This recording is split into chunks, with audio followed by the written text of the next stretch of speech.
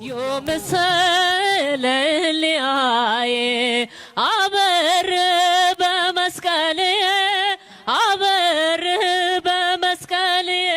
بعل مسكال 2018 عامت مرت مسكال نسارت سلام حدنتن تسفان تግራይ بزبل مرح حساب ኣብ ከተማ ዓድግራት ብድምቀት ተኸቢሩ አበዮም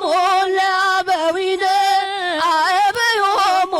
ለአበው ኣብቲ በዓል መልእኽቲ ዘሕለፉ ኣባል መንበረ ሰላማ ላዕለዋይ ቤተ ክህነት ኦርቶዶክስ ተዋህዶ ትግራይን ሊቀ ጳጳስ ዞባ ምዕራብን ብፁዕ አቡነ ናትናኤል መስቀል ተምሳሌት ፍቕርን ሰላምን ከም ዝኾነ ይብርሁ። በስመ አብ ወወልድ ወመንፈስ ቅዱስ አሐዱ አምላክ ናይ ነገስታት ንጉስ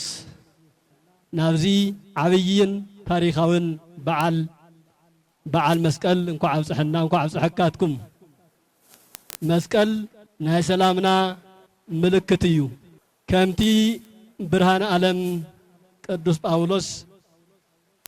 ኣብ ቆላስይስ መልእኽቱ ምዕራፍ 1 ፍቕዲ 10 ብደም መስቀሉ ኣብ ሰማይና ምድርን ዘለው ሰላም ገበረ ከም ዝበሎ መስቀል እንትንዝክር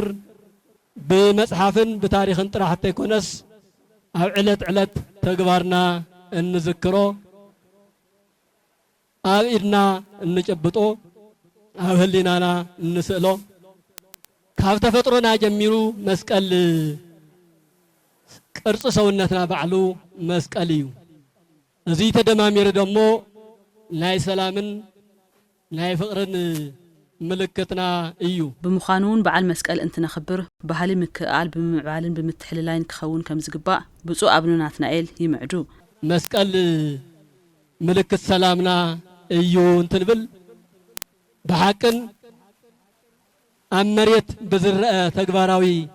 ስራሕትን ክኸውን ይግብኦ እንኳ ኣብጽሕኩም እንኳ ኣብጽሕና እናተባሃልና ነገር ግን ሰላም ዘይህብ አካይዳ እንተኾይኑ ያው ካብ ታሪክ ወጻኢ ካሊ መልእኽቲ ክህልዎ ኣይኽእልን ምልክት ሰላምና እዩ እንትንብል ኣብ ሕድሕድና ኣብ ከከባቢና ኣብ ዘዘለናዮ ናይ ስራሕ ከፈሎና ሰላም ክንሰብኽ ይግበአና ኣብቲ በዓል መራሕቲ ሃይማኖት ላዕለዎት ኣመራርሓ ግዚያዊ ምምሕዳር ትግራይን ካብ ውሽጢ ዓድን ወፃእን ዝመጹ ኣጋይሽን ተረኺቦም መስቀል ዝንቱ ውእቱ መስቀል